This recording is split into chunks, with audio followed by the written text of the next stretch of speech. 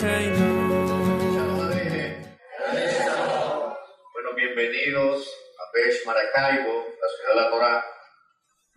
Hoy vamos a comenzar, con el favor del Eterno, de Sarat Hashem, porque esperamos sea un ciclo de conferencias, unas conversaciones acerca de aquello que constituye la razón principal de nuestra reunión hoy y de siempre.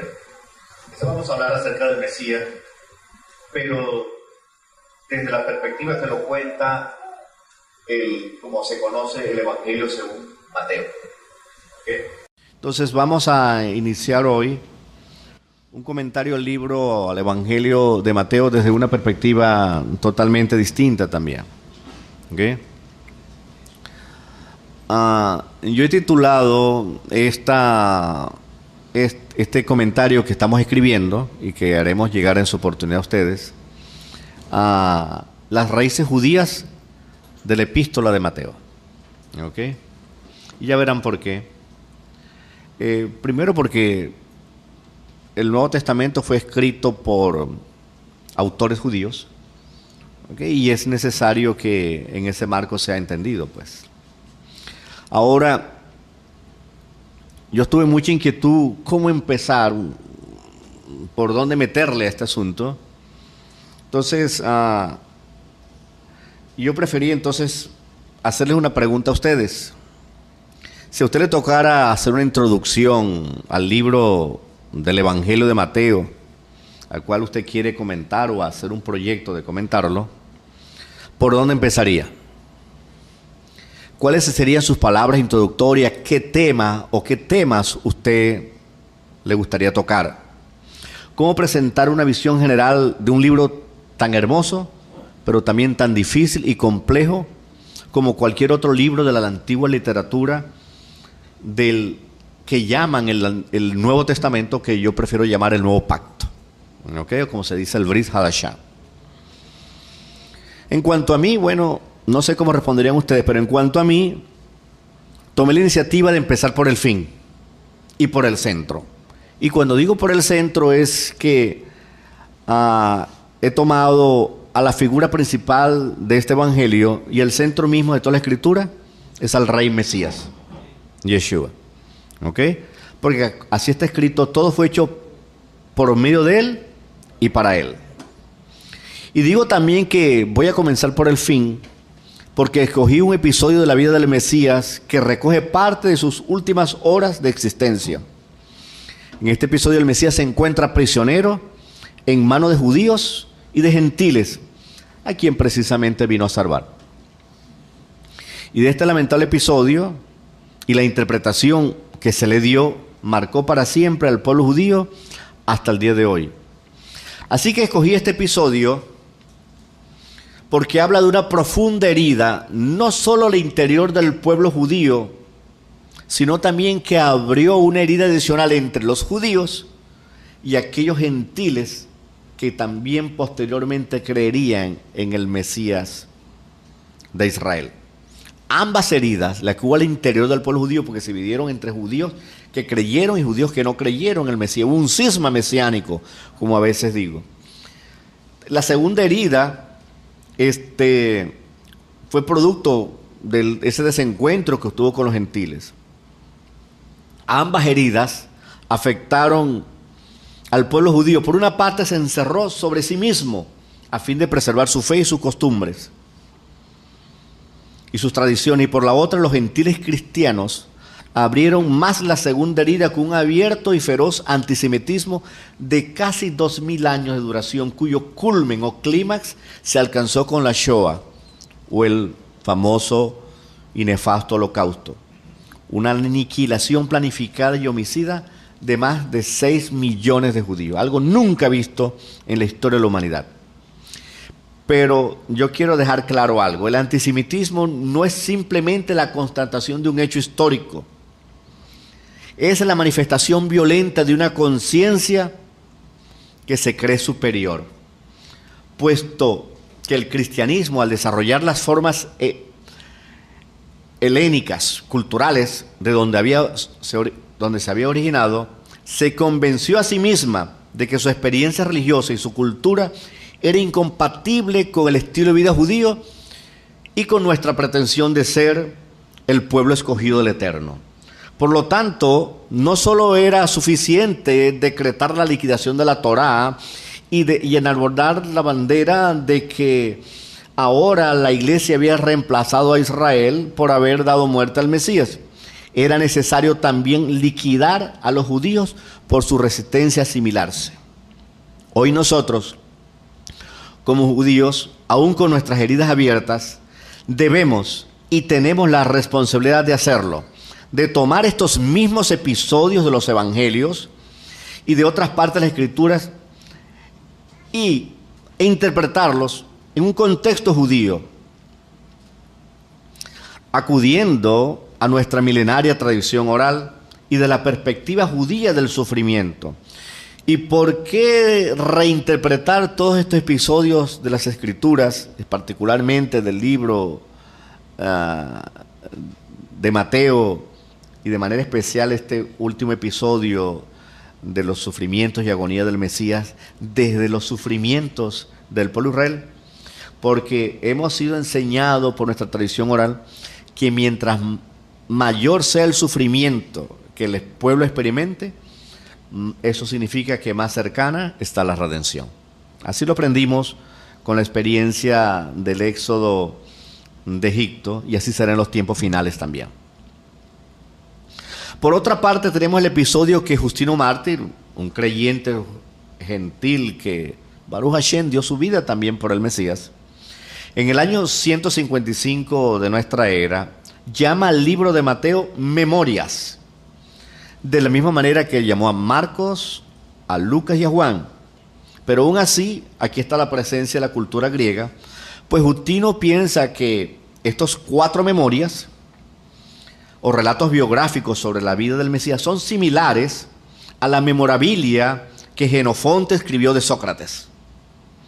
Poco tiempo después, los llamados padres de la Iglesia católica bautizaron al libro de Mateo como el Evangelio según San Mateo. Y así prácticamente está en muchísimas Biblias. El Evangelio según San Mateo, lo que muestra el rastro grecolatino de las Escrituras, pues de dónde proviene.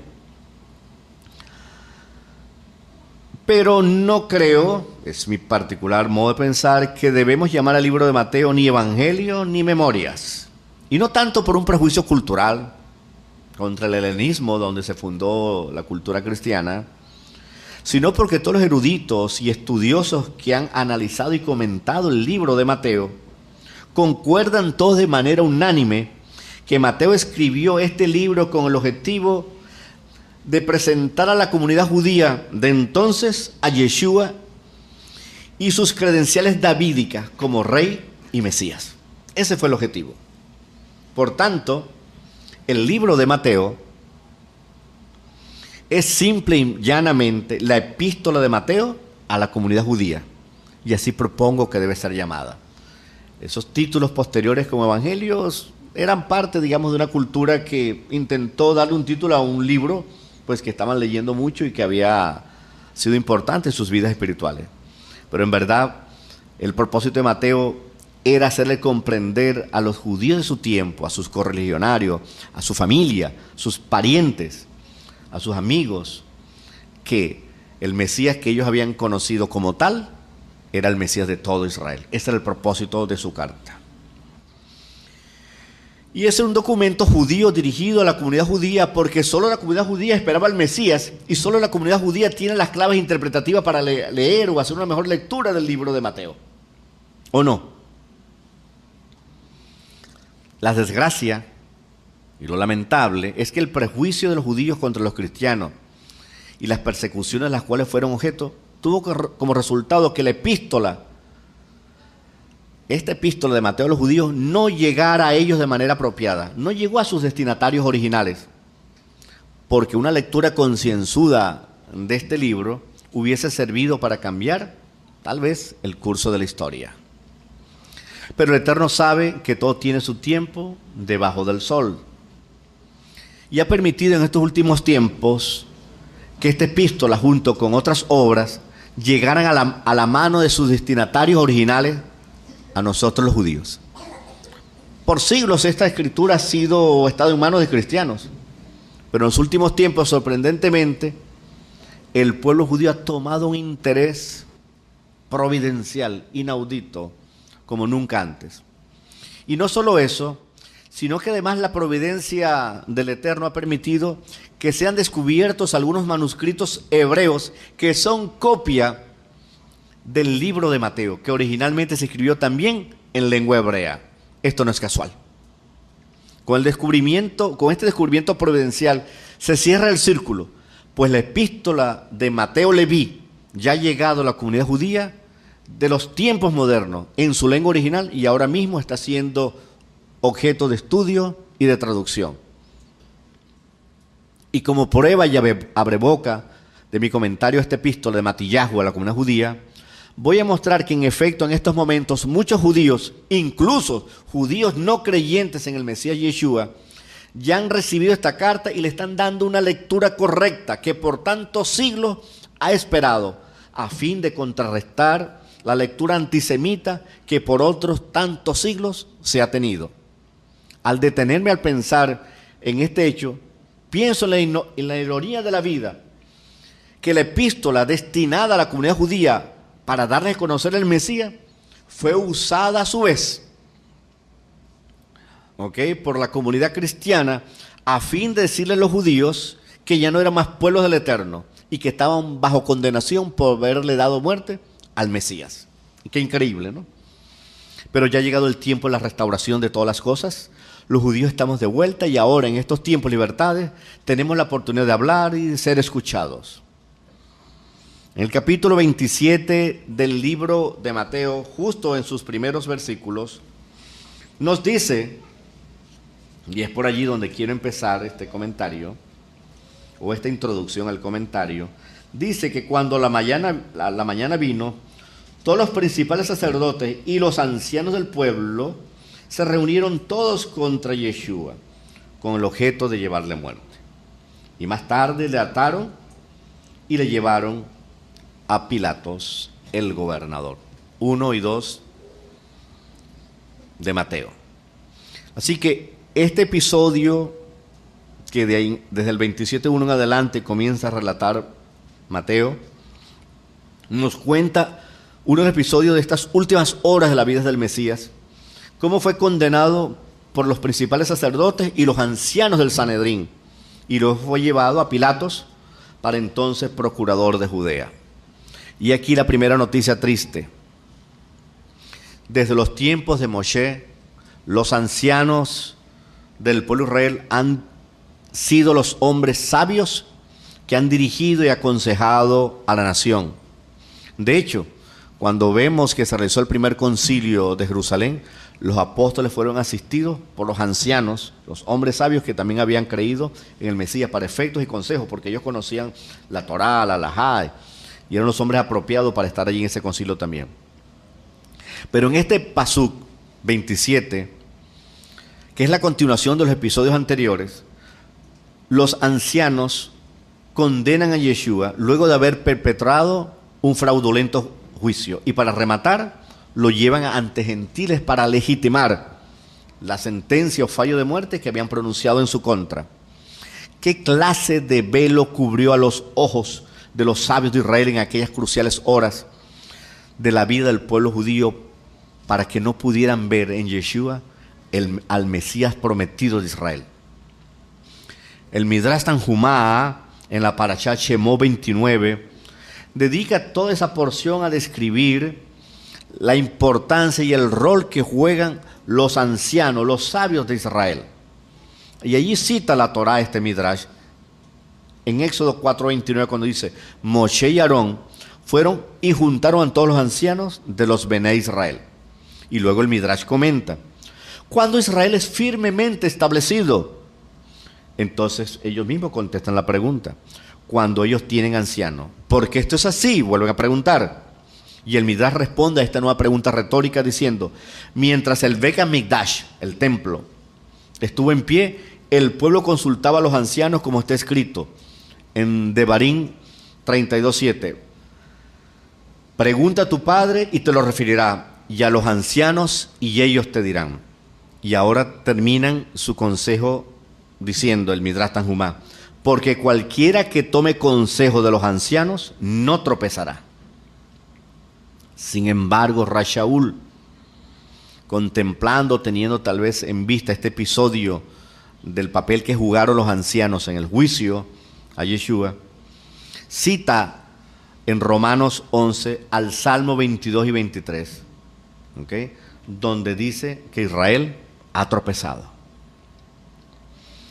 que habla del tropiezo de Israel, y así lo escribe en Romanos 11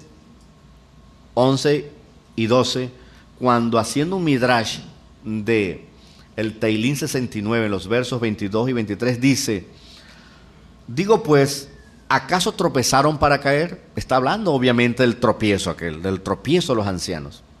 De ninguna manera. Pero con su transgresión vino la salvación de los gentiles para provocarles a celo. Entonces la conclusión es que la mala noticia es que Israel ha tenido un serio tropiezo. Los ancianos han provocado el tropiezo de Israel. Han trastabillado, pero no han caído. Y la buena noticia es triple. Primero, a pesar de haber tropezado, Israel no cayó, se mantiene como pueblo del Eterno. Número 2, que este mal paso dio cabida al llamamiento a los gentiles. Y número 3, que los gentiles provocarían a celos al pueblo judío. El siguiente paso, el 12, habla de Romanos 12, quiero decir, habla que Israel sufrió un tropiezo en parte y que tal tropiezo es temporal, que se recuperaría de esta transgresión en un futuro cercano a la aparición del Mesías. Lo que nos habla que en los postreros tiempos, de los cuales ya estamos viviendo desde hace rato, muchos sabios de Israel reconocerán el gran error de sus antepasados y creerán en el Mesías Yeshua como el Mesías de Israel. Amén. Luego de que el Evangelio de Mateo habla de ese tropiezo por el consejo de los ancianos, narra otro evento triste y tan lamentable como el que comentamos. Pilatos, luego de interrogar a Yeshua, le lleva para que el pueblo decida soltar al preso de su preferencia, según la costumbre de la época. Pero Mateo nos relata, ya en el verso 25, que los principales sacerdotes y también los ancianos manipularon al pueblo presente a fin de que no eligieran darle libertad y vida a quien vino a dar libertad y vida, a Yeshua el Mesías. Qué ironía. Al punto pues que el pueblo hace una lamentable declaración final que decreta la muerte del Mesías y le dicen al gobernador gentil, su sangre sea sobre nosotros y sobre nuestros hijos. Mateo 27, 25. A partir de mediados del segundo siglo, con el crecimiento y dominio de los gentiles creyentes, la actuación del liderazgo del Sanedrín y esta lamentable declaración del pueblo judío de aquella época fue tomada por estos cristianos gentiles como una sentencia definitiva de rechazo al Mesías y además enarbolada como una bandera antisemita a lo largo de la historia de la cultura occidental. Y según este punto de vista cristiano, la actuación del Sanedrín y la declaración del pueblo fue tomada también en serio por el Eterno, y con ello quieren explicar que todo el sufrimiento, persecución y crímenes que ha experimentado el pueblo judío en toda época y en todo lugar es el simple resultado del castigo del Eterno por haber rechazado y dado muerte al Mesías, a Yeshua como Hijo de Dios. Esta ha sido la interpretación histórica de la iglesia cristiana, básicamente ese capítulo 27 de Mateo. Por eso quise empezar por el final, porque es, digamos, la interpretación que se ofrece de ellos lo que comienza a dar la separación de caminos.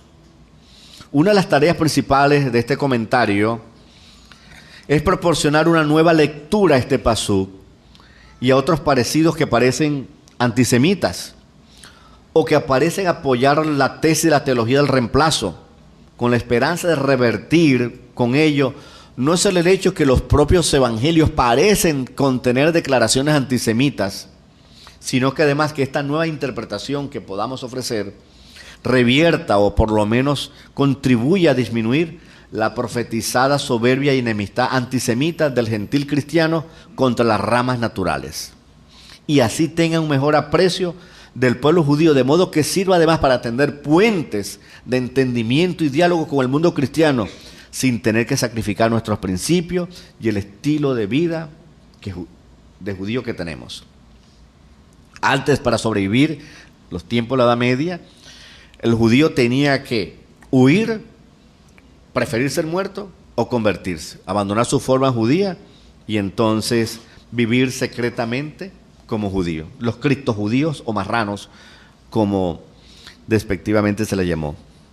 Pero creo que hay un camino para ofrecer una nueva y renovada interpretación de Mateo y del resto del Nuevo Pacto desde sus raíces judías. Y desde mi punto de vista creo que también el Eterno ha elegido ya el camino, el más sorprendente y espectacular para conseguir estos objetivos. Permíteme compartir con ustedes una historia de la vida real que ha reabierto las puertas para que este milagro suceda hoy en nuestros tiempos. El día 3 de junio de 1963 murió en Roma Angelo Giuseppe Roncalli, mejor conocido como el Papa Juan XXIII, quien dirigió la Iglesia Católica por 5 años y debido a su humildad y sentido del humor, fue conocido como el Papa Bueno. Su funeral fue difundido, como se decía en aquella época, en directo y en vía satélite a muchas naciones del mundo. Y en Estados Unidos, en la ciudad de North Dartmouth, en el sureste de Massachusetts, como cualquier otra familia, una familia judía estaba mirando este evento televisivo. En este momento, una niña y sus padres judíos miraban esas escenas extrañas para ellos. Y la niña no entendía por qué sus padres estaban mirando ese evento extraño a su cultura y no ponían los dibujos animados que a ella tanto le gustaban. Su madre le explicó quién era el Papa y que había hecho cosas muy buenas por los judíos. Entonces la niña comenzó a prestar más atención y de repente anunció a sus padres que cuando ella creciera le gustaría ser Papa. Imagínate tú. La madre le dijo que eso no era posible porque ella era una niña y aparte no era italiana ni católica. La niña dijo que no importaba, que ella comería muchos espaguetis y ayudaría así a la comunidad judía. Cuestiones de niña, ¿no? Aunque asistía a una sinagoga conservadora en la vecina ciudad de New Bedford, la fascinación inicial por el catolicismo de aquella niña no disminuyó y al crecer frecuentaba la iglesia católica de su localidad y la mayoría de sus amigos eran católicos y a menudo le invitaban a ella a los servicios dominicales porque ella sentía una atracción por esos rituales que ella veía en la misa. Pero esa inocencia religiosa llegó a su fin cuando uno de sus compañeros de clase se acercó a ella en el autobús de la escuela y le dijo: «Tú mataste a nuestro Señor». La niña se puso a llorar y llegó llorando a su casa y llorando le dijo a la madre: «Mamá, yo he matado a Dios». Imagínate tú, que esas niñas traumatizadas así por asuntos religiosos. Muchos acá pueden contar episodios que han tenido similares, ¿no? Su madre trató de calmarle y le dijo: «No te preocupes, Dios está bien, está sano y salvo». ¿Okay? Sin embargo, aquella jovencita no podía entender por qué los católicos decían cosas tan horribles sobre ella y otros judíos. Mientras tanto, la madre llamó a la diócesis local, a la parroquia, para quejarse, y la joven ideó su propio plan. Ella cuenta tiempo después esta parte: «Anuncié a mis padres que iría al catecismo, recibiría clases de educación religiosa y yo iba a averiguar de dónde venía esta odiosa enseñanza y yo iba a detenerla. Mis padres me bendijeron y me dijeron: mientras recuerdes que eres judía, no nos preocupamos, ve hija y aprende». Aquella jovencita adolescente mantuvo su palabra, siguió viviendo como judía, se casó con un judío y asiste a una congregación judía ortodoxa hasta el día de hoy.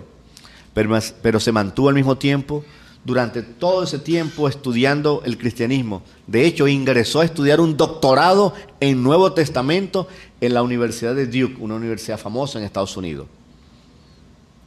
Y hoy día, aquella jovencita que quería ser papa, ¿okay?, ingresó a la Universidad de Vanderbilt y es profesora de Nuevo Testamento y estudios judíos de esa universidad.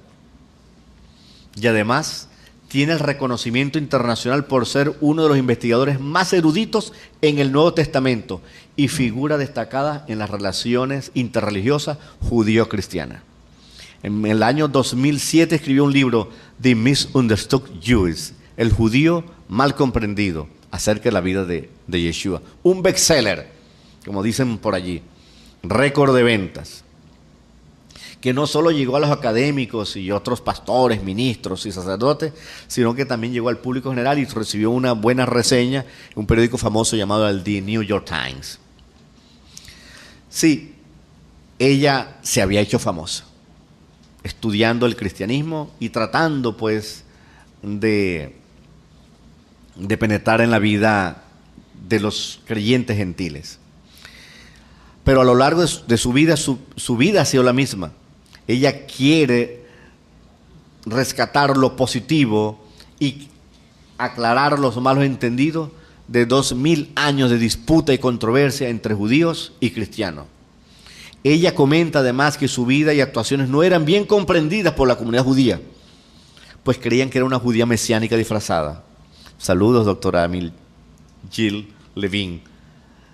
Bienvenida al club.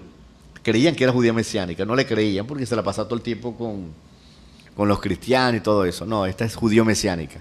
Pero los cristianos católicos y evangélicos le tenían mucha confianza y dicen, no, está bien a socavar las bases cristianas y meternos, nos quiere judaizar, como también dice. O sea, de lado y lado habían sus prejuicios. Bueno, la doctora Amy Jill Levine, o Levine, como así se llama, nunca llegó ni llegará a ser papisa, pero nadie puede negar que ella es la papisa y líder del mundo académico judío especializado en el Nuevo Testamento.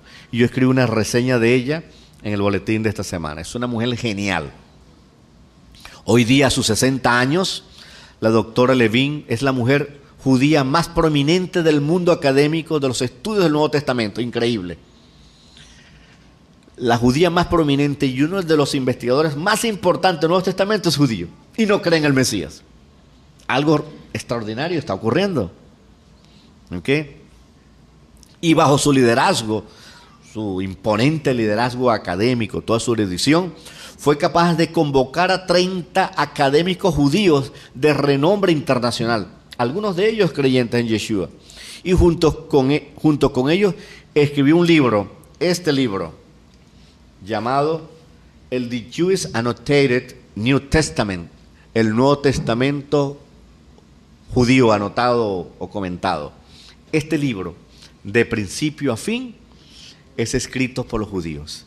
Este libro es un milagro y fue publicado en el año 2011. Jamás nadie se esperaría que el Nuevo Testamento fuese comentado, como se dice por acá, de tapa a tapa por judíos. Esto es increíble. Ha sucedido un milagro. Como decimos, un milagro ocurrió acá.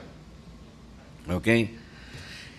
Así que ocurrió un milagro y un hito histórico en los estudios del Nuevo Testamento, ofreciendo una fresca y renovada interpretación del Nuevo Testamento y contribuyendo a acercar a los judíos a este libro, porque esto es un documento judío, y también contribuyendo a acercar a los cristianos a las fuentes judías, que son la base también de este libro. ¿Okay? De este libro no solo coescribe el prefacio junto con otro autor judío llamado Mark Brettler, sino que también escribió un libro, un ensayo que se llama Los 10 errores, que generalmente tiene, o 10 percepciones falsas, que el mundo cristiano tiene acerca del judío y del judaísmo, y que son parte del volumen, del primer volumen del comentario que estoy escribiendo. Muy bien, no todos los académicos judíos que están en este libro y que han contribuido con sus comentarios y ensayos tienen un pensamiento unificado sobre la diversidad de tópicos que tiene el Nuevo Testamento, pues es una obra interconfesional, ya que muchos judíos que participan en esta obra son cristianos y formados en renombradas universidades cristianas, pero todos se han empeñado, judíos creyentes y no creyentes, se han empeñado en la tarea de abordar todos los escritos del Nuevo Testamento desde sus raíces judías y o en su contexto judío. De paso, me gustaría mencionar algunos nombres que han contribuido a esta obra de la autora de Levin, que son verdaderos y auténticos monstruos académicos, genios. Entre ellos, el rabino y talmudista Dr. Daniel Boyarín, profesor de Talmud de la Universidad de Berkeley y de la Universidad Hebrea de Jerusalén. Verdaderos y auténticos monstruos, gente con un currículum de 30 y 40 páginas, abreviado. ¿Okay? El mío solamente tiene 2 páginas. ¿Okay? Y sin abreviar. El doctor Jessa Bermes, de la Universidad de Oxford, Inglaterra, que falleció 2 años después de haberse publicado esa obra, y fue uno de los primeros intelectuales judíos en escribir sobre la vida y obra de Yeshua. Pero aquí hay una sorpresa más. También está el doctor Mar Nanos, quien comenta el libro de Romanos. Mire, Mar Nanos es uno de los grandes genios ahora mismo comentando. Ojalá puedan ustedes bajarse muchos artículos, que algunos están en español en la red, que comenta el libro romano, y la doctora también judía llamada Pamela Eisenbaum, quien comenta el libro de Hebreos. En particular menciono a estos 2 pensadores judíos, quienes, a pesar de no ser creyentes en nuestro Mesías, son parte de una línea de investigación la más novedosa y radical de los últimos tiempos, pues ellos piensan lo siguiente: en contra de toda la investigación histórica previa, que el apóstol Pablo no abandonó nunca ni la Torá ni el judaísmo. Recuerden que siempre dicen que Pablo pasó de ser anticristiano a ser antijudío, ¿se acuerdan? Y entonces, sino que además le enseñó a los gentiles a guardar el Shabbat, la festividad y el Karut. Esto es una novedad. Justo como lo había enseñado acá durante los últimos 8 años en esta sinagoga. Yo pensaba que estaba solo, pero hay hombres que están dando una pauta a nivel internacional, promoviendo una nueva interpretación. Rashaul, Paul, como también le dicen, no abandonó el judaísmo. De hecho, también se lo enseñó a los gentiles y ellos guardaban Shabbat y las festividades. Esto se ha llamado la nueva perspectiva radical, que está conmoviendo todos los cimientos antiguos y paradigmas de interpretación y derribando sus mitos. Estamos presenciando y somos parte del reinjerto de la rama natural al olivo natural anunciado por Rashaul, y que además el Eterno ha llamado a los gentiles a la ciudadanía de Israel y adorar y a guardar el Shabbat y la festividad en su contexto judío. Es la resurrección de la fe judía, de los judíos que creemos en Yeshua el Mesías, el judío más odiado y amado de toda la historia. Para terminar, y retomando el tema con el cual inicié este preludio a mi comentario a la epístola de Mateo a los judíos, quiero compartir con ustedes una de las muchísimas perlas de este libro, y es la nueva interpretación que le dan la doctora Levin y el doctor Mark Bettler al pasuk de Mateo 7:25, que dice: y todo el pueblo respondió y dijo, su sangre sea sobre nosotros y sobre nuestros hijos. Ellos comentan que esta porción puede estarse refiriendo a la generación de los judíos rebeldes al mensaje y a la obra de Yeshua, y lo decretaron con sus palabras, y que lo que decretaron con sus palabras haya tenido su cumplimiento en la destrucción del templo, cuando ellos, y tal vez muchos de sus hijos, sufrieron cuando se destruyó el templo y cayó Jerusalén.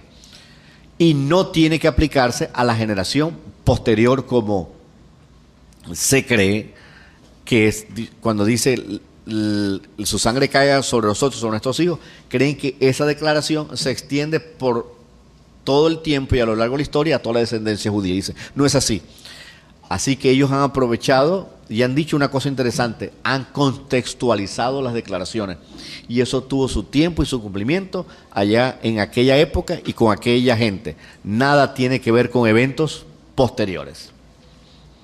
Así que esta interpretación aniquila el carácter antisemita de la interpretación tradicional, según la cual esta expresión se refiere a todos los judíos de todos los tiempos, descendientes de aquella generación. Quiero también mencionar, de paso, que mi comentario al libro de Hebreos lo he titulado Raíces Judías del Evangelio de Mateo, de las raíces judías de la epístola de Mateo. Y este comentario no solo está basado en esta obra, The Jewish Annotated New Testament, de la doctora Levin y colaboradores, sino que también está basado en la obra del doctor Stern, que también escribió un libro al comentario del Nuevo Testamento. De hecho, él fue el pionero. El primer judío en escribir un comentario al Nuevo Testamento fue el doctor Stern, pero este sí era un creyente judío. Así que de tapa a tapa, él solo escribió el primer comentario al Nuevo Testamento a principios de los años 90. Ese comentario del doctor Stern y de este grupo de judíos están siendo integrados y recogiendo toda esa información para hacer un volumen al cual le añadiré mis propios comentarios.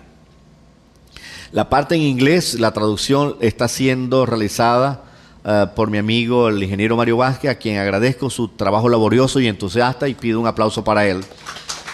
Gracias por ayudarme a esta tarea. Finalmente, la última perla del libro de la doctora de Levin, o de la parte de la vida de la doctora Levin. Ella menciona que el difunto doctor Christel Stendhal, erudito luterano del Nuevo Testamento, obispo emérito de Estocolmo y ex profesor y decano de la Escuela de la Divinidad de Harvard, otro monstruo, fue el que acuñó la frase santa envidia, que han escuchado por allí, para expresar la idea de que una tradición religiosa distinta a la que uno practica puede tener también sus atractivos. ¿Ok? Bueno, yo espero un par de cosas, que con nuestras bellas tradiciones y este comentario que hoy día sale a la luz pública, podamos impactar a nuestros amigos cristianos de otras creencias, a fin de que ellos también sientan santa envidia de lo que sabemos y practicamos, y digan, como dice la Torá, que dirían de nosotros en Devarim 4:6, ciertamente un pueblo sabio y entendido es esta gran nación de judíos. Y que así sea, con el favor del Eterno, y le rogamos que envíe al Mesías pronto en nuestros días, y decid amén.